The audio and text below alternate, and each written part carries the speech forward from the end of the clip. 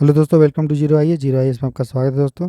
UPSC prelims 2025 का हम लोग रिवीजन कर रहे हैं और इसलिए हम लोग स्टार्ट किए हैं इकोनॉमी से। और ये हमारा चौथा क्लास है, ठीक है, जिसमें हम लोग एमसीक्यू के द्वारा रैपिड वे में पूरा प्रीलिम्स का रिवीजन करेंगे आने वाले 3 महीने तक, ठीक है। इस क्लास को करने के बाद, इस सीरीज को करने के बाद आपका यूपीएससी प्रीलिम्स 2025 निकालना बहुत ही आसान हो जाएगा और 100% आपका गारंटेड सिलेक्शन इसमें हम लोग इंश्योर करेंगे। तो चलिए शुरू करते हैं आज का क्लास। ये मेरे बारे में ब्रीफ इंट्रोडक्शन है, आप पढ़ सकते हैं।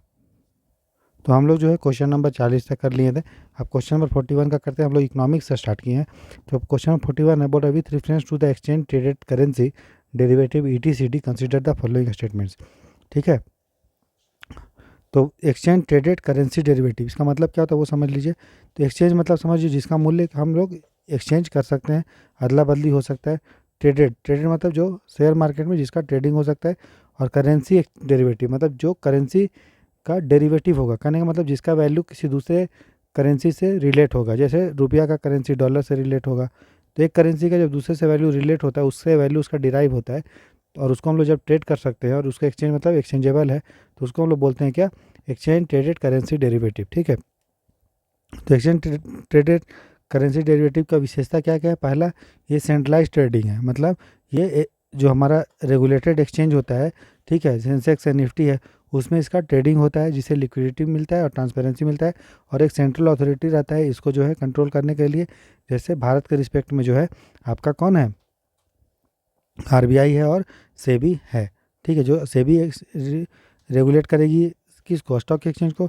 और चूंकि यहाँ पे करेंसी का लेन देन हो रहा है, एक्सचेंज डेरिवेटिव हो रहा है, इसीलिए इसको आरबीआई भी रोल प्ले करेगी, क्योंकि आरबीआई के पास पावर है फॉरेन एक्सचेंज मैनेजमेंट एक्ट के तहत, ठीक है।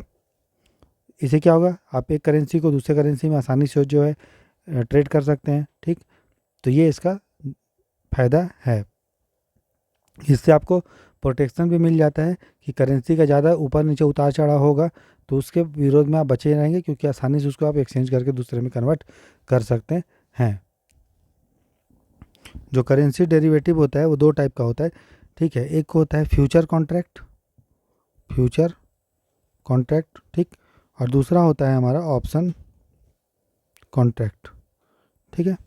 तो फ्यूचर कॉन्ट्रैक्ट में क्या होता है, किसी स्पेसिफिक डेट पे कोई करेंसी को कितना रेट पे आप दूसरे करेंसी के रिस्पेक्ट में खरीदोगे फ्यूचर डेट में, तो उसको बोलते हैं फ्यूचर कॉन्ट्रैक्ट। मतलब एक कॉन्ट्रैक्ट साइन हो जाता है जिसमें ये डिसाइड होता है कि इस तारीख को फ्यूचर में हमें इस करेंसी को दूसरे करेंसी के रिस्पेक्ट में इतने पे उसका लेन देन होगा। ऑप्शन कॉन्ट्रैक्ट में क्या होता है, इसमें जो बायर है, जो खरीदने वाला है, ठीक है, जो बायर है जो खरीदने वाला, उसके पास अधिकार होता है, उसके पास जिम्मेदारी नहीं होता है कि वो फलाना चीज़ को खरीदेगा ही या बेचेगा ही। लेकिन हाँ, उसके पास अधिकार है, अगर वो चाहेगा तो फ्यूचर में उस चीज़ को वो प्री डिटरमाइंड रेट पे खरीद सकता है।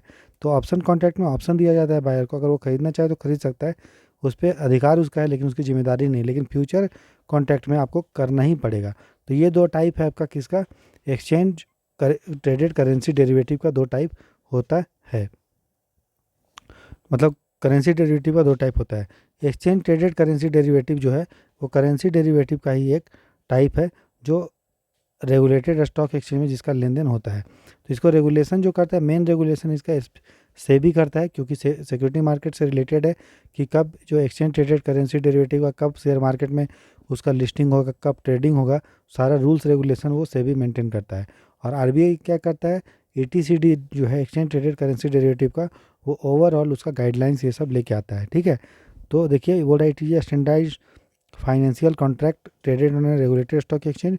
यह एक मानकीकृत वित्तीय अनुबंध है जिसका कारोबार विनियमित स्टॉक एक्सचेंज पर होता है। तो ये ठीक है। It is regulated by SEBI और आरबीआई बोथ, इसको दोनों रेगुलेट करता है, तो ये भी सही है। तो बोल रहा है विच ऑफ द स्टेटमेंट करेक्ट, कौन सा स्टेटमेंट सही है, तो एक और दो दोनों हमारा सही होगा। क्वेश्चन नंबर 42 देखते हैं दोस्तों। बोल रहा है कि consider the following statement regarding the measurement of inflation India. महंगाई को मापने के संदर्भ में निम्नलिखित कथनों पर विचार कीजिए। बोल रहा है WPI wholesale price index is estimated based on the wholesale prices of goods selected goods and services.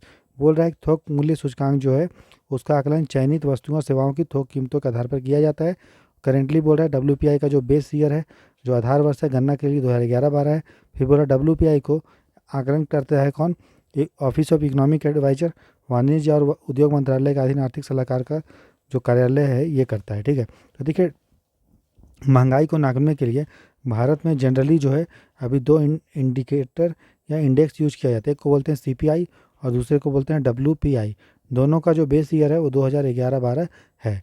CPI में क्या होता है, इसमें हम लोग कंज्यूमर मतलब जो उपभोक्ता होता है उसके लेवल पे, उसके स्तर पे कितना जो है वस्तु और सेवा, गुड्स और सर्विस का लेन देन हुआ है, उसको सीपीआई में हम लोग काउंट करते हैं। ठीक है, और डब्ल्यूपीआई में क्या होता है, इसमें हम लोग सिर्फ और सिर्फ गुड्स को देखते हैं।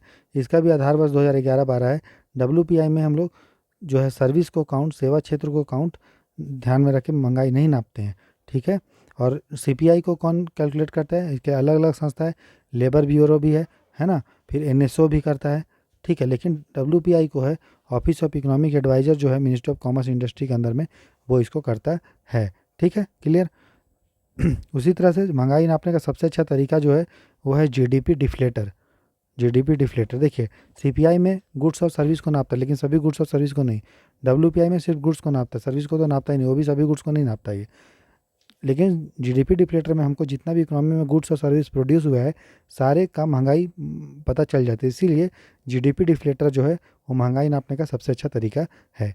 और ये सारे हमने आपको इकोनॉमिक्स में अभी हम लोग जो रिवीजन कर रहे हैं उसका भी प्लेलिस्ट बना हुआ है, ज़रूर देखिए, उसमें भी बीच बीच में वीडियो आपका इंक्लूड हो रहा है। तो डब्ल्यूपीआई में गुड्स तो शामिल होता है, सर्विस नहीं होता, इसलिए गलत होगा पहला स्टेटमेंट। फिर बेस ईयर डब्ल्यूपीआई का 2011-12 है, ये एकदम सही है। फिर इसको एस्टिमेट करता है office of economic adviser commerce industry, ये भी सही है। तो कितने कथन सही है, 2 कथन सही है, तो आंसर हो जाएगा इसका बी। ठीक है, 42 का आंसर क्या हो जाएगा दोस्तों, बी हो जाएगा। उसके बाद 40 हम लोग देखते हैं,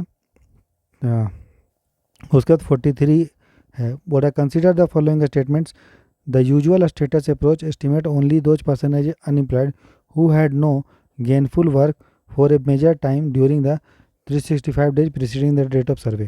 देखो महंगाई नापने का अलग अलग तरीका है, सॉरी मतलब बेरोजगारी नापने का। एक को बोलते हैं यूजुअल स्टेटस अप्रोच। इसमें क्या होता है, पिछले एक साल में अगर कोई व्यक्ति मतलब 365 दिन में मैक्सिमम मेजोरिटी पीरियड अगर वो एम्प्लॉयड है तो उसको हम लोग बोलेंगे यूजुअल स्टेटस अप्रोच के अनुसार वो क्या है, एम्प्लॉयड है। मेजोरिटी का यहाँ मतलब ये हुआ कि मान लीजिए साल में पिछले 365 दिन में काम अवेलेबल था 300 दिन, ठीक है, लेकिन वो उसको 150 से अधिक दिन काम मिल गया, तो हम बोलेंगे वो बेरोजगार नहीं है। ठीक है, तो उसको बोलते हैं यूजुअल स्टेटस अप्रोच। ठीक है, तो ये हमारा ठीक होगा। उसके अलावा एक अप्रोच होता है उसको बोलते हैं current weekly status approach. Current weekly status approach में देखा जाता है पिछले 7 दिन में, ठीक है, वो व्यक्ति अगर किसी एक दिन भी अगर उसको रोजगार नहीं मिला, ठीक है, तब उसको बोला जाता है कि करंट वीकली स्टेटस के अनुसार वो क्या है, आपका बेरोजगार है। करंट वीकली स्टेटस अप्रोच में आपको ये भी पता चल जाता है कि भाई पिछले सप्ताह मतलब लॉन्ग टर्म के लिए वो बेरोजगार है था या नहीं, और प्लस शॉर्ट टर्म के लिए भी पता चल जाता है। ठीक है, देखो यूजुअल स्टेटस में हमको लॉन्ग टर्म के लिए पता चलता है, पिछले एक साल का देखते हैं। करंट वीकली में हम लोग पिछले 7 दिन का देखते हैं, इससे हमको लॉन्ग टर्म भी पता चल जाता है और सीजनल भी पता चल जाता है। सीजनल मतलब पिछले सीजन के अनुसार उसका कैसा जो है बेरोजगार था या नहीं। ठीक है, तो ये करंट वीकली स्टेटस में लॉन्ग टर्म शॉर्ट टर्म दोनों हमको पता चल जाता है। लेकिन इसमें बोल रहा है कि करंट वीकली स्टेटस में लॉन्ग टर्म तो चलता है, सीजनल में तो शॉर्ट टर्म नहीं होता है, तो ये हमारा गलत है। इसके अलावा होता है करंट डेली स्टेटस। ठीक है, करंट डेली स्टेटस में ये देखा जाता है अगर पिछले सप्ताह में अगर किसी एक ये दिन के हिसाब से देखा जाता है, अगर किसी भी दिन उस व्यक्ति को अगर 1 घंटे का भी काम अगर मिला नहीं मिला तो उस व्यक्ति को हम बोलेंगे कि उस दिन वो व्यक्ति बेरोजगार था। समझ में आया। करंट डेली स्टेटस में क्या हो जाता है, हम लोग देखते हैं डेली के हिसाब से, अगर किसी एक दिन भी अगर व्यक्ति को 1 घंटा काम नहीं मिला तो हम लोग बोलेंगे करंट डेली स्टेटस के अनुसार वो क्या है, बेरोजगार है।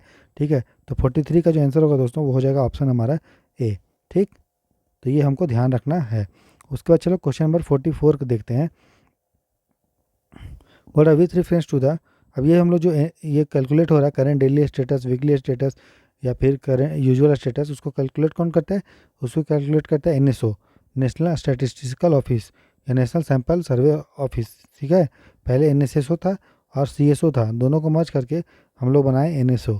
ठीक है, एनएसओ जो है ये सब कैलकुलेट करता है। ठीक है, चलिए क्वेश्चन नंबर 44 है, बोला with reference to the national pharmaceutical pricing authority NPPA. ठीक है, राष्ट्रीय औसत मूल्य निर्धारण प्राधिकरण। मैंने आपको बताया था कि जब कोई भी संस्था जिसके नाम पे अथॉरिटी है वो उसका निर्माण जो होता है कोई एक्ट से होता है, ठीक है। उसी तरह से नेशनल फार्मास्यूटिकल प्राइसिंग अथॉरिटी, इसका जो बना था दोस्तों, ये बना है हमारा 2013 में, 13 का जो कानून है, ठीक है, ठीक है, जिसका नाम है drug prices under the drug control order 2013। उसके तहत इसको काम काम ये है कि ये देखता है कि भाई जो दवा दारू है, दवा है, ठीक है, उसका मूल्य सही से है या नहीं है। ये नहीं तो कोई उसमें का मूल्य बहुत ज़्यादा बढ़ गया है, तो नपा के पास पावर है कि अगर वो जब उसको लगता है कि कोई भी चीज़ का मूल्य बहुत ही ज़्यादा तेज़ी से बढ़ गया है, तो उस पर वो सीलिंग लगा सकता है, उसको मतलब उसका रेट को वो फिक्स कर सकता है, ठीक है, कि इससे ज़्यादा वो चीज़ नहीं बिकेगा, ठीक है, समझ में आ रहा है। तो नपा जो है वो प्राइस को फिक्स जब करता है, तो कुछ एसेंशियल मेडिसिन, आवश्यक जो हमारा दवा होता है, ठीक है, उसको नपा फिक्स करता है कि उसका सेलिंग प्राइस, और उसके लिए एक लिस्ट में सरकार उसको मेंटेन करती है जिसका नाम होता है NLEM, national list of essential medicine. तो इस लिस्ट में जो इसेंशियल मेडिसिन होते हैं जिनका वो नाम होता है, उसके प्राइस पे नपा जो है वो सीलिंग लगा देता है, ठीक है, क्लियर, सीलिंग लगा, मतलब इससे ज़्यादा वो चीज़ नहीं बिकेगा। और ये जो NLEM में जो लिस्ट जो मेडिसिन लिखा होता है, ठीक है, वो उन मेडिसिन लिखा होता है जो पब्लिक हेल्थ के लिए बहुत ज़रूरी है, जैसे कैंसर के लिए, जैसे टीबी के उपचार के लिए, वो सारा चीज़ है, उसको हम लोग शेड्यूल्ड ड्रग बोला जाता है। फिर एक होता है नॉन शेड्यूल्ड ड्रग। तो नप्पा जो है इसके भी प्राइस को देखता है कि भाई इसका भी प्राइस जो है तेज़ी से तो नहीं बढ़ गया है। तो जो दवा NLEM में नहीं होते हैं, NLEM में जो दवा होता है उसका नप्पा उस पर सीलिंग लगा देता है कि इससे ज़्यादा रेट पे नहीं बिकेगा। इसके अलावा बहुत सारे मेडिसिन होते हैं जो NLEM में नहीं होते हैं, तो उसका नप्पा सीलिंग नहीं लगाता है, लेकिन हाँ देखता है कि उसका प्राइस जो है एक्सेस, उसका मतलब मुनाफा जो है कंपनी ना कमाए, ठीक है। इसके अलावा नप्पा प्राइस को मॉनिटर करता है, दोनों का, शेड्यूल और नॉन शेड्यूल का, ताकि वो प्राइस रेगुलेशन के दायरे में हो। नप्पा ये भी देखता है कि कोई भी अथॉरिटी अगर उसका कानून तोड़ रहा है तो उस पर पेनाल्टी लगा सकता है, उस पर फाइन्स लगा सकता है, ठीक है, ये हमको ध्यान रखना है। तो जो national list of essential medicine है, इसको समय अंतराल जो है समय के हिसाब से जो उसमें जो कुछ मेडिसिन को डाला जाता है, कुछ मेडिसिन को हटाया जाता है, ठीक है। और जो मेडिसिन को डाला जाएगा उसके लिए कुछ कंडीशन है कि जैसे कितने सारे लोग जो है उस बीमारी से पीड़ित हैं, ठीक है, उस दवा का एफिकेसी कितना है, कितना एफिशिएंसी है, उसका सुरक्षा कितना है, कितना खर्चा है, ये सारा चीज़ है, ठीक है। तो जो नपा जो है मूल्य जो निर्धारण होता है, जो NLEM में जो ड्रग्स होते हैं उसका कितना मूल्य होना चाहिए, उसके लिए नपा जो है WPI, होलसेल प्राइस इंडेक्स को ध्यान में रख के जो है वो फिक्स करता है। एनुअली जो है national list of essential medicine में जो दवा है उसका कितना रेट होना चाहिए, उसका सीलिंग कितना, उसका फिक्स कितना रेट होना चाहिए, उसके लिए नपा जो है WPI होलसेल प्राइस इंडेक्स का सहारा लेके फिक्स करता है। तो ये पूरा जो है नपा के बारे में हमारा है।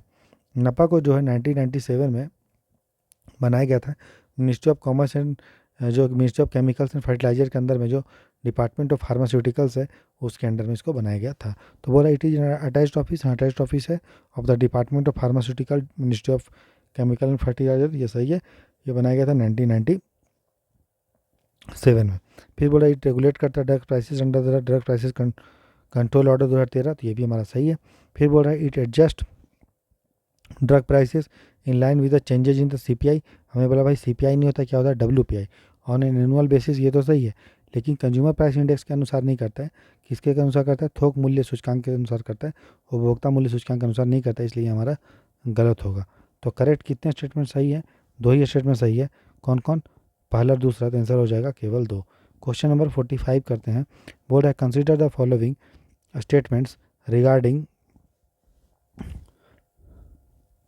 एक मिनट, हाँ, consider the following statement regarding the new industrial policy 1991। आपको पता है कि जब balance of payment crisis Bharat में हुआ था दोस्तों, तो उससे दूर करने के लिए हम लोग को अपना इकोनॉमी को खोलना पड़ा था, और हमने न्यू इंडस्ट्रियल पॉलिसी, नई औद्योगिक नीति लेके आए थे, जिसमें हम लिबरलाइजेशन, प्राइवेटाइजेशन और ग्लोबलाइजेशन किए थे। पहले मैक्सिमम इंडस्ट्री को सरकार जो है अपने तक सीमित रखी थी और प्राइवेट लोग नहीं आ पाते थे। अब धीरे धीरे सरकार जो है वो रोल बैक कर रही थी और प्राइवेट लोग जो है पार्टिसिपेट कर रहे थे।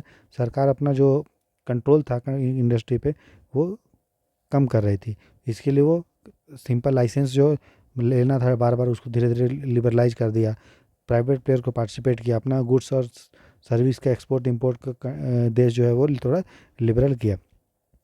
तो बोल रहे हैं it aims to reduce the role of the public sector by reserving fewer industry for government control. पहले क्या था दोस्तों, बहुत सारी इंडस्ट्री पे सरकार का डायरेक्ट कंट्रोल था, प्राइवेट लोग नहीं आ पाते थे। ठीक है, अब क्या किया गया, कुछ मात्र 5 इंडस्ट्री को जो है हम लोग सरकार पे आरक्षित कर दिया और बाकी को ये ओपन कर दिया कि प्राइवेट लोग उसमें आ पाते थे। तो कौन कौन सा इंडस्ट्री पे हम लोगों ने उस समय 1991 में जो है अपनी सरकार अपने पास रिजर्व की थी कि सरकार ही बस उस पर काम कर पाएगी। तो आप नाम याद रखिएगा, आर्म्स एंड एम्यूनिशन। ठीक है, आर्म्स एंड एम्यूनिशन मतलब हथियार बनाने पर अगर है, एटॉमिक एनर्जी, ठीक है उसका अगर है, ठीक है, रेलवे, ठीक है, मिनरल ऑयल, ठीक है, खनिज तेल और माइनिंग। तो ये जो 5 क्षेत्र थे, आर्म्स एंड एम्यूनिशन हथियार वाला, एटॉमिक एनर्जी, ठीक है, फिर उसके बाद रेल ट्रांसपोर्ट और मिनरल ऑयल और माइनिंग, ये 5 चीज़ों पे सरकार जो है फिक्स करती कि प्राइवेट लोग नहीं आ पाएंगे। फिर हम लोगों ने धीरे धीरे क्या किया, इसको ख़त्म किया कि और बोल दिया कि देखो एटॉमिक एनर्जी का क्षेत्र हो और रेलवे ऑपरेशन, रेलवे चलाना हो, बस यही दोनों जो है सरकार अपने पास रख पाएगी।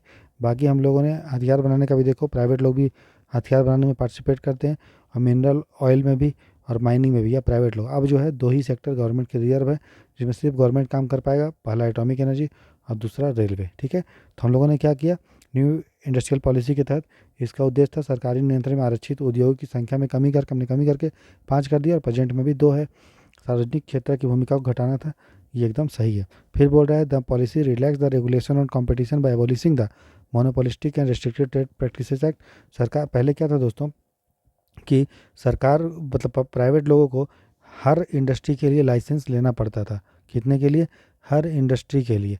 ठीक है, लेकिन अब सरकार ने क्या किया, न्यू इंडस्ट्रियल पॉलिसी के तहत सिर्फ 18 क्षेत्र को जो है, 18 अगर इन क्षेत्रों में अगर आपको कुछ इंडस्ट्री लगाना है 18 इंडस्ट्री में, ठीक है, तभी जो है आपको लाइसेंस लेना पड़ेगा। पहले हर इंडस्ट्री के लिए आपको ओपन करने के लिए लाइसेंस लेना पड़ता था, अब मात्र जो है 18 इंडस्ट्री के लिए कर दिया गया। और प्रेजेंट में जो है मात्र 4 ही इंडस्ट्री है जिसमें अगर आपको खोलना है, इंडस्ट्री लगाना है उस क्षेत्र में, तो आपको लाइसेंस लेना पड़ेगा। जैसे कौन कौन सा है, electronic aerospace and defence equipment. अगर आपको इलेक्ट्रॉनिक एरोस्पेस में और डिफेंस इक्विपमेंट में इंडस्ट्री लगाना है तो आपको सरकार से लाइसेंस लेना पड़ेगा। दूसरा इंडस्ट्री हजार्डस केमिकल का, खतरनाक और केमिकल में आपको इंडस्ट्री लगाना है तो सरकार से लाइसेंस लेना पड़ेगा। तीसरा है इंडस्ट्रियल एक्सप्लोसिव, औद्योगिक अगर आपको एक्सप्लोसिव का, एक्सप्लोसिव मतलब क्या, उड़ाने वाला चीज़ जो होता है उसका अगर मैं अगर इंडस्ट्री तब, और एक सिगार एंड सिगरेट, ठीक है, टोबैको इंडस्ट्री के लिए, मतलब ये 4 क्षेत्र है, उसमें अगर ओपन करना है इंडस्ट्री तो आपको लाइसेंस लेना पड़ेगा। पहले हर सेक्टर के लिए था और न्यू इंडस्ट्रियल पॉलिसी में हम लोगों ने 18 किया और प्रेजेंट में जो है वो 4 है। ठीक है, क्यों, क्योंकि पहले MRTP एक्ट था, monopolistic and trade practices act, सरकार ने उसको ख़त्म किया और फिर धीरे धीरे जाके competition commission of India act आता है, ठीक है, 2002 में, तब जाके जो है सरकार जो है कंपटीशन को प्रमोट करती है और जो सरकार का जो कंट्रोल था इंडस्ट्री पे लाइसेंस के द्वारा उसको ख़त्म होता है। तो ये हमारा जो है ये भी सही है। तो कौन से कथन सही है, 1 और 2 दोनों हमारा सही है।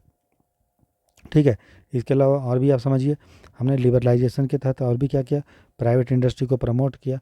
ठीक है, और सरकार जो है अपना FDI का लिमिट धीरे धीरे करके बढ़ाने लगी। अब अभी प्रेजेंट में बहुत सारे ऐसे इंडस्ट्री है जहाँ डायरेक्ट जो है सरकार आपको प्रमोट अलाउ करती कि आप आइए और इन्वेस्ट कीजिए, 100% FDI तक है। हम लोगों ने जो है पहले फॉरेन टेक्नोलॉजी अगर आपको लाना पड़ता था तो आपको परमिशन लेना पड़ता था। अब हम लोगों ने क्या किया, फॉरेन टेक्नोलॉजी के लिए सरकार आपको अलाउ करती है कि विदेश से जो है टेक्नोलॉजी अगर लाना है तो डायरेक्ट आप लेकर आइए, सरकार से परमिशन लेने का ज़रूरत नहीं है। पहले क्या किया जाता था कि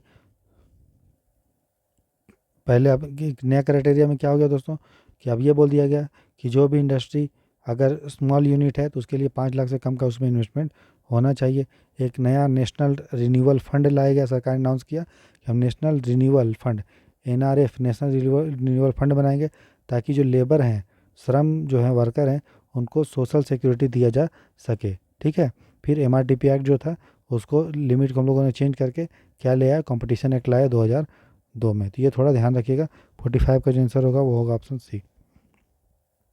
क्वेश्चन नंबर हम देखते हैं 46।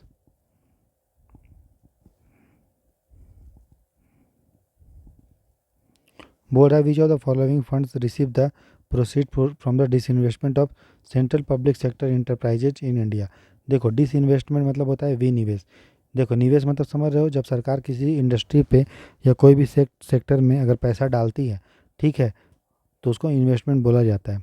ठीक है, और सरकार अगर किसी कंपनी मतलब पैसा डाल के शेयर खरीदेगी। अगर आप कहीं किसी कंपनी में इन्वेस्टमेंट करेंगे तो बदले में आपको क्या मिलेगा, उस कंपनी का शेयर मिलेगा। तो उसको बोलते हैं निवेश करना, ठीक है, इन्वेस्टमेंट करना। और ठीक उल्टा, अगर जो पैसा आपका डाला हुआ है किसी इंडस्ट्री में, उससे अगर आप वापस ले रहे हैं, मतलब अपना जो शेयर आपके पास था उस शेयर को बेच रहे हैं किसी और को, ठीक है, और उसे कंपनी में अपना शेयर कम कर रहे हैं, तो उसको हम लोग क्या बोल देंगे, डिसइन्वेस्टमेंट, ठीक है। तो सरकार में सरकारी बहुत सारी कंपनियां हैं जिसमें जो मान ये देखिए, ध्यान दीजिए कि कोई भी कंपनी जिसमें सरकार का शेयर 51% या उससे अधिक है तो हम बोलेंगे वो सरकारी कंपनी है, ठीक है। उसको बोलते हैं सेंट्रल पब्लिक सेक्टर इंटरप्राइजेज, ठीक। तो सरकार जब उसमें अपना इन्वेस्टमेंट कम करती है, ठीक है, तो उसको डिस इन्वेस्टमेंट बोला जाता है। और वहीं अगर सरकार डिस इन्वेस्टमेंट करके अपना शेयर 50%, 51% से कम कर ले, तो हम बोलेंगे सरकार ने उस कंपनी को क्या कर दिया, प्राइवेटाइजेशन कर दिया, क्योंकि सरकार का शेयर जो है कम हो गया। तो जो भी पैसा डिस इन्वेस्टमेंट या प्राइवेटाइजेशन से होता है, ठीक है, वो जाता है कहाँ दोस्तों, नेशनल इन्वेस्टमेंट फंड में। कहाँ जाता है, नेशनल इन्वेस्टमेंट फंड में। इस फंड को मैनेज कौन करता है, DIPAM, department of investment and public asset management, DIPAM. DIPAM जो डिपार्टमेंट है वो मिनिस्ट्री ऑफ फाइनेंस, वित्त मंत्रालय के अंदर में है। तो वित्त मंत्रालय के अंदर में एक डिपार्टमेंट है, department of investment and public asset management, ठीक। और वो जो है उस एक फ़ंड को मैनेज करता है, एनआईएफ। और इस फंड में पैसा कहाँ से आता है, तो जो सरकारी कंपनियां होती है केंद्र सरकार की, ठीक है, सेंट्रल लिखा है ना, तो केंद्र सरकार की कंपनियां, उसमें जो सरकार डिस इन्वेस्टमेंट करती है, विनिवेश जो करती है, अपना शेयर बेचती है, तो उसका पैसा जो है एनआईएफ में जाता है। याद आपको ये रखना है, जो एनआईएफ है दोस्तों, ये आपका भारत का जो संचित निधि है, कंसोलिडेटेड फंड ऑफ इंडिया है, उसके बाहर होता है, ठीक है। और जो पब्लिक हमारा अकाउंट है, ठीक है, लोक लेखा जो खाता होता है, उसके अंदर में एक रिजर्व फंड बनाया गया है, उस फंड के अंदर एनआईएफ होता है। तो एनआईएफ जो है एक फंड है जो रिजर्व फंड के अंदर में होता है, और रिजर्व फंड किसके अंदर में है, पब्लिक अकाउंट के अंदर में होता है। ये आपका consolidated fund of India, Bharat के संचित निधि में नहीं होता है। इस फंड को मैनेज कौन करता है, दीपम करता है, ठीक है। और दीपम किसके अंदर में आता है, मिनिस्ट्री ऑफ फाइनेंस के अंदर में आता है, ठीक। समझ गए आप, क्लियर। तो चलो, अब इस फंड से इन्वेस्टमेंट पैसा तो हम लोग कलेक्ट कर लिए इस फंड में, फिर उससे हम लोग क्या करेंगे, सामाजिक कल्याण का योजना चलाएंगे, इंफ्रास्ट्रक्चर डेवलपमेंट करेंगे, फिर पब्लिक सेक्टर बैंक में पैसा अगर डालना है तो वो करेंगे, या फिर और भी कोई काम हम लोग करेंगे, ठीक है। कोई यहाँ तक दिक्कत, कोई दिक्कत नहीं है। तो आंसर क्या होगा, नेशनल इन्वेस्टमेंट फंड, राष्ट्रीय निवेश कोष, ठीक है। आप कमेंट सेक्शन में लिख के बताइएगा कि जो नेशनल इंफ्रास्ट्रक्चर, नेशनल एनआईआईएफ है, national investment and infrastructure fund, इसमें पैसा किस फंड से आता है, कैसे आता है, वो आप कमेंट सेक्शन में लिख के बताइए। क्वेश्चन नंबर हमारा 47 है, बोला with reference to the child care leave. तो जो केंद्र सरकार का केंद्र सिविल सेवा छुट्टी अधिनियम जो है दोस्तों 1972 के तहत जो आपको चाइल्ड केयर लीव मिला जाता है, मतलब बच्चों के ध्यान रखने के लिए, सेंट्रल सिविल सर्विस रूल 1972 के तहत बच्चों को ध्यान रखने के लिए पेरेंट को जो है चाइल्ड केयर लीव जो है वो मिलता है, ठीक है। तो उसके बारे में हमारा प्रश्न है। तो देखते हैं, ये क्वेश्चन इसलिए पूछा गया क्योंकि हाल ही में सुप्रीम कोर्ट के जज ने हिमाचल प्रदेश की गवर्नमेंट को बोला कि चाइल्ड केयर लीव को लिए जो आपका पॉलिसी है, ठीक है, जिसमें जो रिलेटेड आपका वर्किंग मदर से, खासकर उन मदर से जिन बच्चों को स्पेशल नीड की ज़रूरत है, जैसे कि कोई बच्चा अगर मान लो मेंटली डिस्टर्ब है या फिर उसके वो बीमार है, तो उसके लिए स्पेशल केयर लीव जो दिया जाता है। तो इसलिए सुप्रीम कोर्ट ने बोला कि इसको हिमाचल प्रदेश की गवर्नमेंट को कि आप जो रूल है उसको देखने के लिए, ठीक है, क्योंकि सुप्रीम कोर्ट ने बोला कि अगर आप महिलाओं को चाइल्ड केयर लीव नहीं देते हैं तो ये असंवैधानिक होगा, क्योंकि इससे हम लोग भेदभाव कर रहे हैं कि आर्टिकल 15 का ये वायलेट हो रहा है, ठीक है, कि इसलिए हम लोग उसको इसलिए छुट्टी नहीं दे रहे हैं क्योंकि भैया कि वो प्रेग्नेंट है, मतलब राइट टू इक्वालिटी का हनन हो रहा है। और आर्टिकल 15 के तहत जो सरकार प्रमोट करती है महिलाओं का पार्टिसिपेशन, ठीक है, किसमें, आपका सरकारी नौकरी में, तो वो सभी इसका वायलेशन हो रहा है, ठीक है। तो वो हमको ध्यान रखना है, ठीक। तो बोल रहा है female employees under the age of 18 year are allowed CCL of 1 year to look after their children, ठीक है। तो देखिए सेंट्रल सिविल सर्विस जो हमारा सर्विस लीव रूल है उसके तहत CCL जो है उसके तहत ये लिखा हुआ है कि कोई भी महिला जिसका बच्चा जो है 18 साल या उससे कम है, ठीक है, तो उसको अपने बच्चे का देखभाल करने के लिए 2 साल, मतलब कितना हुआ, 700 30 दिन का चाइल्ड केयर लीव मिलेगा। 1 साल का नहीं, कितना है, 2 साल का। ठीक है, क्लियर। तो ये हमको गलत हो गया, क्योंकि 18 साल से कम उम्र के बच्चे होने चाहिए, लेकिन 1 साल का छुट्टी नहीं, 2 साल तक का छुट्टी आप ले सकते हो। फिर बोला there is no age limit in the case of differently abled children. ये ठीक है। अगर अब यहाँ पे 18 उम्र का जो बच्चा है वो सभी बच्चे का नहीं है। मान लो कि डिसेबल्ड चिल्ड्रेन है, ठीक है, डिफरेंटली एबल्ड है, दिव्यांग है, तो उनके लिए नहीं है कि उसका बच्चा 18 साल से कम उम्र का होगा, नहीं, उसके लिए कोई भी टाइम लिमिट, एज लिमिट नहीं है। तो ये हमारा ठीक है। फिर बोल रहा है अगर हम कोई महिला को चाइल्ड केयर लीव नहीं देते हैं तो कॉन्स्टिट्यूशन का वायलेशन है, ठीक है, आर्टिकल 15 का वायलेशन है। तो ये हमारा पूछा कौन सा कथन सही है, ठीक है। तो 2 और 3 होगा, ओनली 2 हमारा करेक्ट है, ठीक है। अब देखिए, ये जो चाइल्ड केयर लीव दिया जाता है वो बच्चा का जब एग्ज़ाम होता है तो भी ले सकता है पेरेंट, ठीक है, या बीमार है तो भी ले सकता है। और अगर ये डिनाई किया जाता है तो इसका मतलब कि वो अनकॉन्स्टिट्यूशनल है, ठीक है, याद रखिएगा। इसलिए जो भी पेरेंट है जिनका बच्चा की उम्र 18 साल से कम है वो चाइल्ड केयर लीव ले सकते हैं, कोई आपको रोक नहीं सकता, क्योंकि सुप्रीम कोर्ट का जजमेंट भी आ गया है, ठीक है। और ये सेंट्रल सिविल सर्विस रूल है, ठीक है ना, मतलब ये केंद्र, मतलब गवर्नमेंट, ये क्या है, गवर्नमेंट जो पोस्ट पे हैं, है ना, सरकारी जो कर्मचारी हैं उन्हीं के लिए, और वो भी सेंट्रल गवर्नमेंट में। नेक्स्ट देखिए, बोल रहा है consider the following statement regarding the security and exchange board of India, SEBI के बारे में। तो बोल रहा है कि SEBI is a statutory body. देखो सेबी का जो है क्वासी जुडिशियल बॉडी है। क्वासी जुडिशियल मतलब होता है कि ये डिसीजन वो लेती है, क्या लेती है, कोर्ट के जैसा फैसला सुना सकती है, लेकिन कोर्ट नहीं होती है। दूसरा क्वासी लेजिस्लेटिव भी है। क्वासी लेजिस्लेटिव मतलब अर्ध आपका जो है विधायिका का भी काम करती है, रूल्स रेगुलेशन बना सकती है, लेकिन विधायिका जैसी पूरी नहीं होती है, ठीक है। सेबी जो है वो सबसे पहले जब बनाया गया था 1988 में, तब ये एक नॉन स्टेचुटरी बॉडी था, कानून के तहत इसको नहीं बनाया गया था। बाद में भारत सरकार ने सेबी एक्ट बनाया 1992 में। क्यों 1992 में बनाने की जरूरत पड़ी, क्योंकि देखो 1991 में हम लोगों ने एलपीजी रिफॉर्म किया। उस रिफॉर्म के द्वारा बहुत सारी कंपनियां भारत में आई, ठीक है, हम लोगों ने अपना शेयर मार्केट को थोड़ा ओपन किया। अब ज़रूरी था कि भाई सरकार जो है उनको रेगुलेट करे, ठीक है, तब हम लोगों ने सेबी बनाया, security and exchange board of India, 1992 में बनाया, ठीक है। तो उसके बाद सेबी जो है स्टेचुटरी बॉडी बन गई। ये हमारा सही है। सेबी का काम है दोस्तों प्राइमरी मार्केट, सेकेंडरी मार्केट सबको रेगुलेट हमारा करना। म्यूचुअल फंड हो गया, शेयर ब्रोकर, जितने भी इंटरमीडियरी हैं, मध्यस्थ लोग हैं, सबको रेगुलेट करना, उनको रजिस्टर करना। स्टॉक एक्सचेंज में कोई भी गलत काम हो रहा है, मैल प्रैक्टिसेस हो रहा है, उसको ख़त्म करना।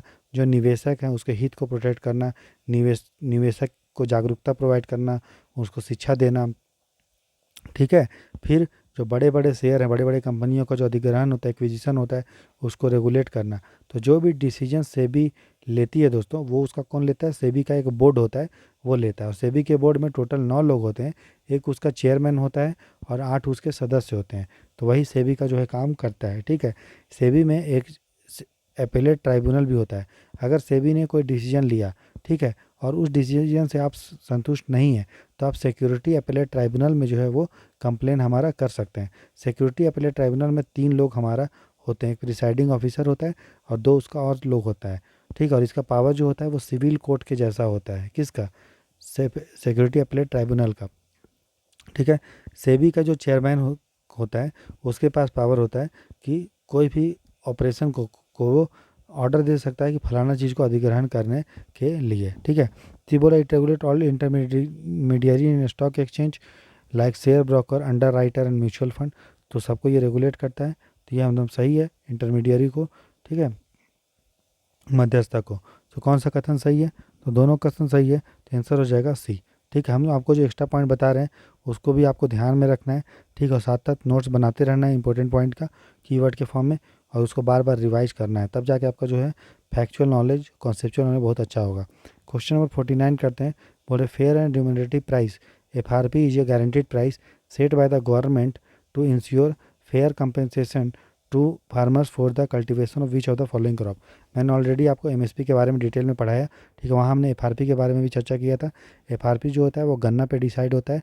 एमएसपी बाकी क्रॉप के लिए एमएसपी होता है 22 क्रॉप के लिए, और एक क्रॉप है शुगर केन, उसके लिए आपका क्या होता है, एफआरपी होता है। इसको डिसाइड कौन करता है, इसको डिसाइड करता है कौन, केंद्र सरकार का जो cabinet committee on economic affairs है, वो जो है इसको फाइनल अप्रूवल देता है, ठीक है। लेकिन ये जब अप्रूवल देता है तो उसके पहले एक समिति होता है जिसका नाम होता है कैबिनेट, जिसका नाम होता है commission for agriculture cost and prices. ये जो कमीशन होता है वो क्या केंद्र सरकार को बोलता है, केंद्र सरकार का जो हमारा cabinet committee on economic affairs है, आर्थिक मामलों का जो कैबिनेट समिति है वो इसको अप्रूवल देता है, फाइनल अप्रूवल हमारा देता है, ठीक है। तो देखो एमएसपी जो होता है दोस्तों वो कौन देता है, सरकार देता है डायरेक्ट, किसको, किसानों को। लेकिन जो एफआरपी होता है फेयर एंड रिम्यूनरेटिव प्राइसेस, उसमें किसान को डायरेक्ट सरकार नहीं देता है। जो गन्ना मिल होता है, गन्ना मिल क्या करता है, गन्ना बनाता है, किससे सॉरी क्या बनाता है, वो चीनी बनाता है। गन्ना मिल बोलिए, sugar mill, basically sugar mill, चीनी मिल, गन्ना मिल मत बोलिए, शुगर मिल बोलिए। तो शुगर मिल क्या करता है, किसानों से शुगर खरीदता है, चीनी खरीदता है, सॉरी किसानों से जो है गन्ना खरीदता है। तो शुगर जो मिल होता है, चीनी जो मिल होता है, वो किसान से क्या खरीदता है, गन्ना खरीदता है, और उससे क्या बनाता है, चीनी बनाता है, ठीक है। तो शुगर मिल जो है जब किसान से गन्ना खरीदता है तो कौन रेट पे खरीदता है, फेयर एंड रिम्यूनरेटिव प्राइसेस पे खरीदता है, और फिर जो है ये उनको एफआरपी देता है, मूल्य देता है, उतना रुपये जितना सरकार डिसाइड करती है।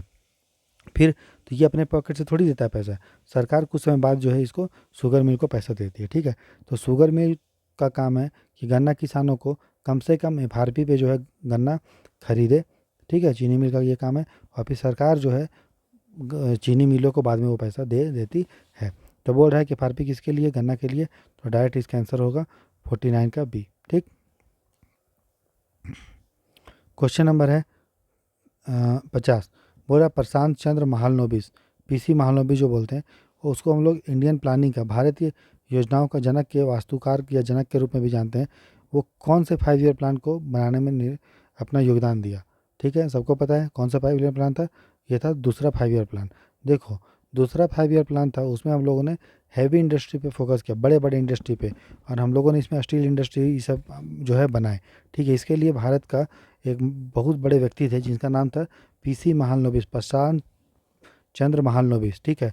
अभी आप जो कलकत्ता में आईसीआई इंस्टीट्यूट देखते हो, इंडियन स्टैटिस्टिकल इंस्टीट्यूट, उसका स्थापना करने में पीसी महालनोबिस का बहुत बड़ा योगदान था, ठीक है। तो पीसी महालनोबिस जो थे वो भारत में सेकेंड 5 ईयर प्लान का जो ढांचा बनाया था वो इन्होंने बनाया था, और इन्होंने बोला था कि हमें जो है बड़े बड़े इंडस्ट्री पे फोकस करना चाहिए, फिर वो छोटा छोटा इंडस्ट्री अपने आप जो है वो डेवलप हमारा हो जाएगा। तो वो कौन थे, सेकेंड 5 ईयर प्लान। आपका काम ये है कि आप देखिएगा कि फर्स्ट 5 ईयर प्लान का, फर्स्ट 5 ईयर प्लान से जो हमारा टोटल कितने 5 ईयर प्लान है, 12th 5 ईयर प्लान तक है, 12 5 ईयर प्लान। इसको लूसेंट जो है, भारत जो लूसेंट जीके का बुक है उसमें इकोनॉमी का जो पोर्शन है उसमें 12 के 12 5 ईयर प्लान के बारे में लिखा हुआ है, तो उसको एक बार आप ज़रूर देख लीजिएगा, ठीक है। उसका क्या लोकल में क्या नाम था, गडगिल योजना किसको बोलते थे, किस योजना में कौन चीज़ पे फोकस किया गया था, वो एक बार ज़रूर देख लीजिएगा, ठीक है। तो आंसर क्या हो जाएगा 50 का सी। जो होमवर्क दिया जाता है उसको सीरियसली लीजिए, लाइटली मत लीजिए, नहीं तो फिर ये बहुत ही घातक होगा, ठीक है। और इसको मज़े मज़े में नहीं पढ़ना है, पढ़िए अच्छे से मन लगा के, लेकिन थोड़ा ध्यान में रख के चीज़ों को समझते हुए, जो होमवर्क दिया जाता है उसको अच्छे से करते हुए पढ़िए, आप ही के लिए बहुत ही फ़ायदा होगा। क्वेश्चन नंबर 51 हम देखते हैं अब। बोल रहा है कंसीडर द फॉलोइंग सिचुएशन, निम्नलिखित स्थितियों पर विचार कीजिए। A decrease in the repo rate leads to a decrease in the money supply in an economy, ठीक है। बोल रहा है रेपो दर में अगर हम कमी करते हैं तो मुद्रा आपूर्ति में कमी आती है। दूसरा बोल रहा है रेपो रेट में अगर बढ़ाते हैं तो इससे सामान का जो है मूल्य घटता है, ठीक है, इंक्रीज करते हैं। तो बोल रहा है कि which of the following is are efficient monetary policy transmission, बोल रहा है कौन सा जो है ऊपर में से, पहला और दूसरा में से कौन सा जो है कुशल मौद्रिक नीति संचरण का एक एग्जाम्पल स्थिर स्थिति अर्थव्यवस्था में, ठीक है। तो देखो हमको पता है रेपो रेट क्या होता है, रेपो रेट वो रेट होता है जिस पे बैंक जो है आरबीआई से लोन लेती है शॉर्ट टर्म के लिए और बदले में गिरवी रखती है, ठीक है। तो उसको ब्याज दर को हम लोग बोलते हैं रेपो रेट। अब देखो ब्याज दर अगर घटेगा इसका मतलब बैंक जो है सस्ता रेट पे आपका ले पाएगी, क्या क्या ले पाएगी, वो ले पाएगी लोन। तो मतलब आसानी से बैंक को कम रेट पे लोन मिल जाएगा, और अगर बैंक के पास कम दर पे लोन मिलेगा तो पब्लिक को कम दर में लोन देगी। इसका मतलब पब्लिक जो है कम ब्याज दर पे बैंक से लोन ले पाएगी इंटरेस्ट रेट पे। इसका मतलब पब्लिक को लोन लेना आसान हो जाएगा, सस्ता हो जाएगा, तो ज़्यादा से ज़्यादा वो शॉपिंग करेगी और मनी सप्लाई इकोनॉमी में बढ़ेगा, ज़्यादा से ज़्यादा पब्लिक लोन लेगी। ठीक है, तो जब रेपो रेट कम होता है तो मनी सप्लाई घटता नहीं है, बढ़ता है, इसलिए ये हमारा गलत है। फिर बोल रहा है अगर रेपो रेट बढ़ाएंगे, तो रेपो रेट बढ़ाएंगे तो क्या होगा, पब्लिक कम से कम लोन, मतलब बैंक को लोन लेना आरबीआई से महंगा होगा, ज़्यादा ब्याज दर पे मिलेगा, तो बैंक भी ज़्यादा ब्याज दर पे पब्लिक को लोन देगी। ठीक है, तो इससे क्या होगा, पब्लिक के पास पैसा कम बचेगा, तो पब्लिक के पास पैसा अगर कम बचेगा दोस्तों, तो महंगाई क्या होगा, महंगाई आपका घटेगा, सिंपल बात है ना। महंगाई कब बढ़ता है, जब पब्लिक के हाथ में ज़्यादा पैसा है, जब पब्लिक के हाथ में पैसा रहेगा ही नहीं, तो महंगाई अपने आप धीरे धीरे कम हो जाएगा, क्योंकि पब्लिक डिमांड नहीं करेंगे। ठीक है, तो ये हमारा जो है स्टेटमेंट, ये सही है दूसरा। तो स्टेटमेंट बोल रहा है कौन से स्थिति अर्थव्यवस्था में कुशल मौद्रिक नीति संचालन है, तो केवल 2 हमारा होगा, 51 का जो आंसर हो जाएगा वो हो जाएगा ऑप्शन बी दोस्तों। ठीक है, तो ये आपको ध्यान रखना है। क्वेश्चन नंबर हम 52 देखते हैं। बोल रहा है कंसिडर द फॉलोइंग। ठीक है, increase in the agricultural production and productivity, excessive use of chemicals, monocropping, depletion of ground water. बोल रहे हैं भारत में हरित क्रांति के ऊपर कितने परिणाम थे।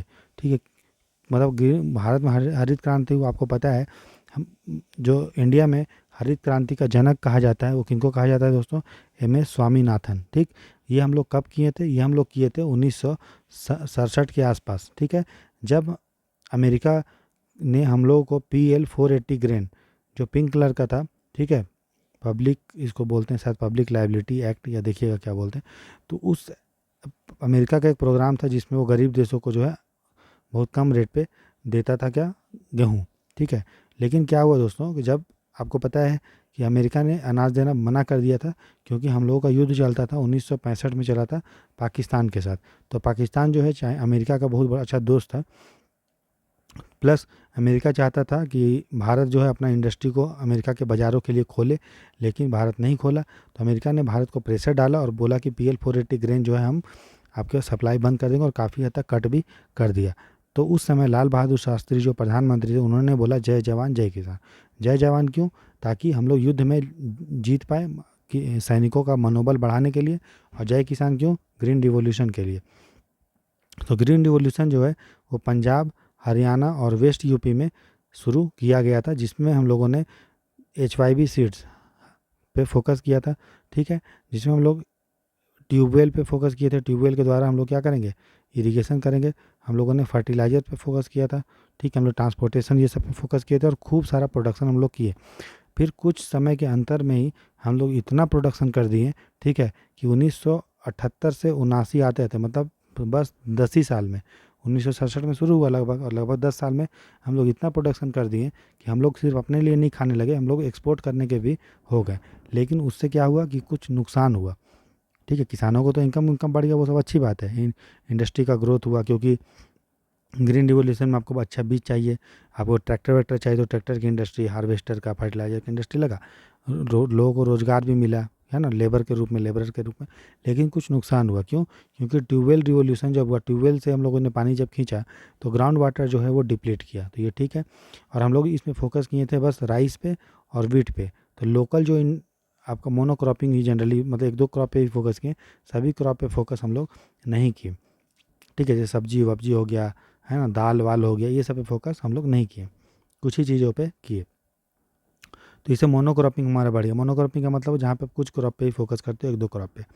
फिर केमिकल का एक्सेसिव यूज हो गया, क्योंकि फर्टिलाइजर ये सब का खूब यूज हुआ, तो एग्रीकल्चर, और इसे एग्रीकल्चर प्रोडक्शन प्रोडक्टिविटी बढ़ा, तो ये एकदम सही है। तो कंसिक्वेंसेस क्या है ग्रीन रिवॉल्यूशन का, सभी के सभी कंसिक्वेंसेस है। तो ऑल 4 जो है दोस्तों हमारा उत्तर होगा। ठीक है, ये आपको ध्यान रखना है।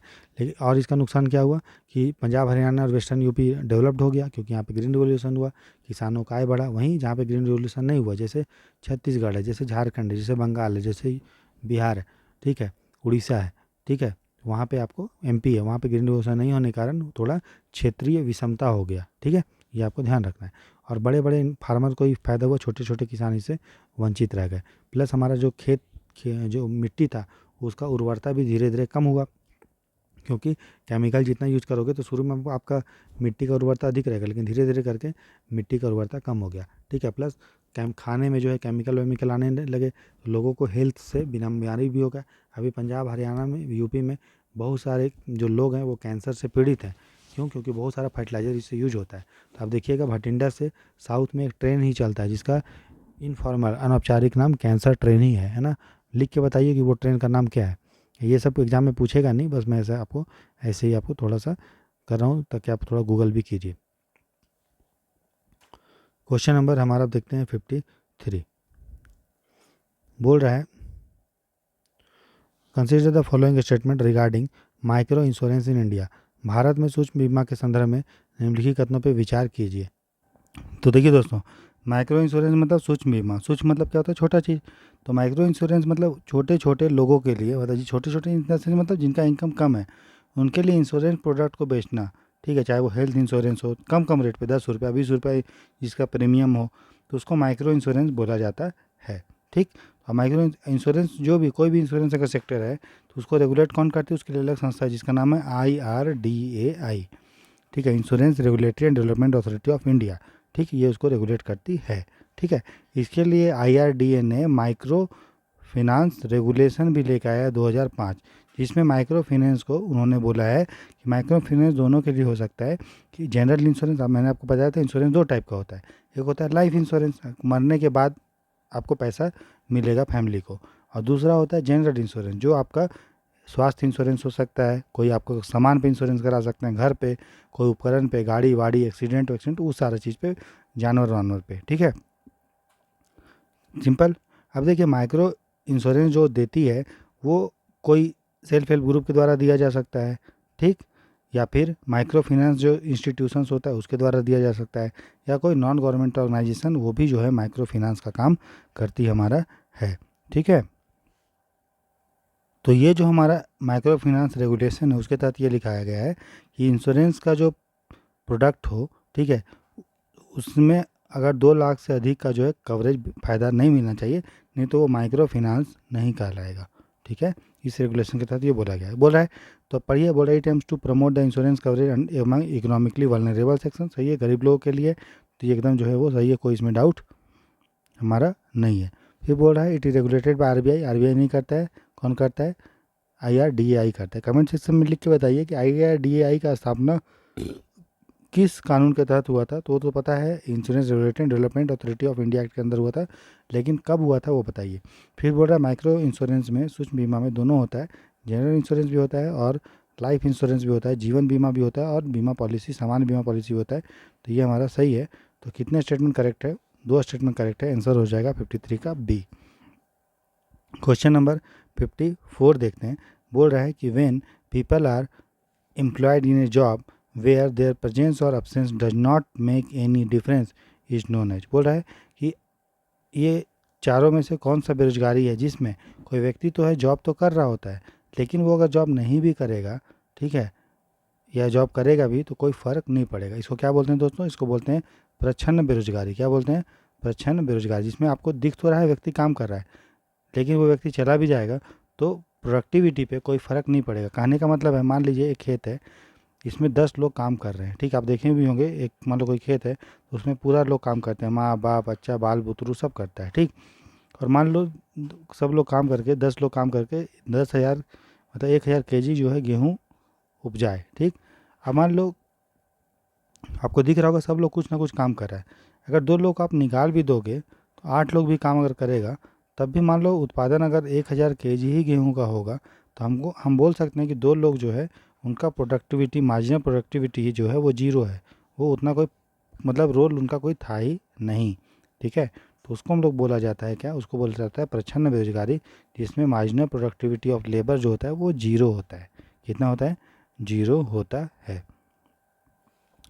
फिर अपॉर्चुनिटी कॉस्ट ऑफ एम्प्लॉयमेंट। ये अपॉर्चुनिटी कॉस्ट ऑफ एम्प्लॉयमेंट का मतलब होता है कि अगर व्यक्ति बेरोजगार नहीं होता और काम कर रहा होता, ठीक है, तो कितना उसको लाभ होता है, उसको बोलते हैं अपॉर्चुनिटी कॉस्ट ऑफ एम्प्लॉयमेंट। कहने का मतलब जैसे अभी हम लोग UPSC का तैयारी कर रहे हैं तो इसमें बहुत सारा चीज़ खर्चा हो रहा है, पढ़ाई लिखाई और सारा चीज़ में, रोज़गार नहीं कर रहे हैं हम लोग, अभी जॉब खोज रहे हैं UPSC का, तो अभी हम लोग बेरोजगार हैं बोल सकते हैं, राइट। अगर देखें तो वही अगर हम लोग रोज़गार काम कर रहे होते तो हम लोग को कुछ फ़ायदा होता, तो लेकिन रोज़गार नहीं कारण, तो रोज़गार की अवसर हम लोग उसका फ़ायदा नहीं उठा पा रहे हैं, उसको बोलते हैं अपॉर्चुनिटी कॉस्ट ऑफ एम्प्लॉयमेंट, जो इसके बारे में नहीं बोला गया। दूसरा है अंडर एम्प्लॉयमेंट मतलब व्यक्ति को काम करने का कैपेबिलिटी तो कुछ और है, लेकिन वो नहीं कर रहा है क्योंकि जॉब अवेलेबल नहीं है। जैसे कि कोई व्यक्ति मान लो एमए किया है इकोनॉमिक्स में और वो रिसर्च का काम कर रहा है मान लो 15 से 20 हज़ार रुपये का, तो उसको हम लोग क्या बोलेंगे, वो अंडर एम्प्लॉयमेंट है।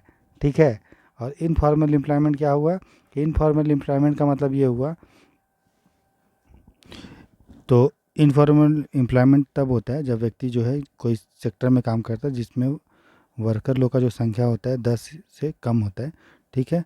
वो कैजुअल वर्क करता है, चाहे वो डेली हो वीकली हो, और उसको कोई भी जो है सोशल सिक्योरिटी कवरेज नहीं मिलता है, वो लो स्किल का काम करता है, तो उसको हम लोग बोलते हैं कौन सा, इनफॉर्मल एम्प्लॉयमेंट, अनौपचारिक रोजगार। तो आपको सब समझ में आ गया।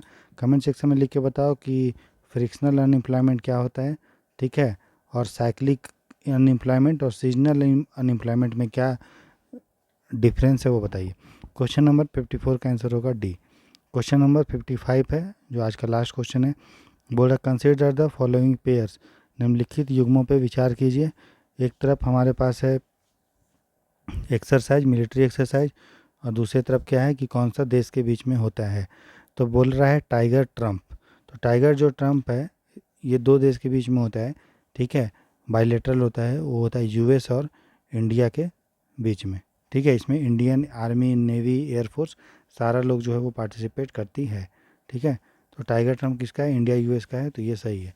दस्तलिक नाम से पता चल रहा है ये आपका किसका है, उज्बेकिस्तान और इंडिया का है।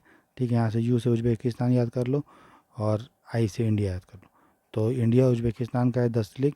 ये भी हमारा जो है भाई वो भी सही है। ये काउंटर टेररिज्म पे होता है और सेमी अर्बन इन्वायरमेंट में इसको किया जाता है। यूनाइटेड नेशन के मैंडेट के अनुसार ये होता है। लेमेटी एक्सरसाइज, लेमेटी एक्सरसाइज किस में होता है, तो जो लमिती एक्सरसाइज होता है वो इंडिया और सेशल्स में होता है। ये आपका सही है। ठीक है। तो तीनों का तीनों सही है, आंसर हो जाएगा ऑल 3। अब देखो हमको कमेंट सेक्शन में लिख के बताओ कि जो हैंड टू हैंड एक्सरसाइज होता है, हैंड टू हैंड, वो किसके बीच में होता है, और सूर्य किरण किसके बीच में होता है, ये बताइए लिख के। ठीक। ये आपका होमवर्क है, तो आंसर होगा 55 का सी। तो मिलते हैं दोस्तों कल हम लोग क्वेश्चन का संख्या बढ़ा के कम से कम 40-50 क्वेश्चन करेंगे और कोशिश करेंगे ये जो 100 क्वेश्चन का इकोनॉमी का टेस्ट है उसको ख़त्म किया जाए, फिर हम लोग नेक्स्ट सब्जेक्ट लेंगे। तब तक के लिए अपना ख्याल रखिए, अच्छे से मन लगा के पढ़िए। God bless you, good night, take care, bye bye. Channel पर नए हैं तो लाइक से सब्सक्राइब जरूर कीजिए ताकि वीडियो का नोटिफिकेशन आपको टाइमली आ जाए।